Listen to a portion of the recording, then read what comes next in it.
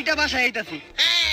আরে না, আমার বাংলাদেশের লোকাল বাসে উঠতে একদমই ভালো লাগে না। বাংলাদেশের লোকাল বাসগুলো বাংলাদেশের মেয়ে মনের মতো, যেই জায়গায় ঢুকতে গেলে অনেক ঠেলাঠেলি করে ঢুকতে হয়, কিন্তু বাইরে হওয়ার সময় লাত্তি মেরে বাই করে দেয়।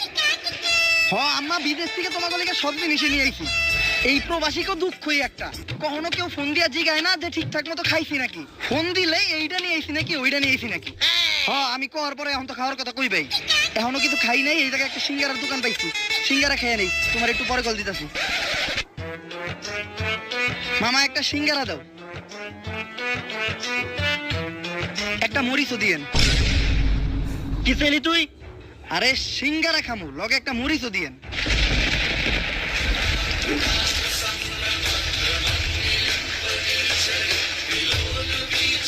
তুই কোন দেশের প্রেসিডেন্ট হইছ যে সামান্য একটা সিঙ্গার লগে তুই মরিচ খাবি? ওই ওরা ধরে মেম্বার সাহেবের কাছে নিয়ে চল।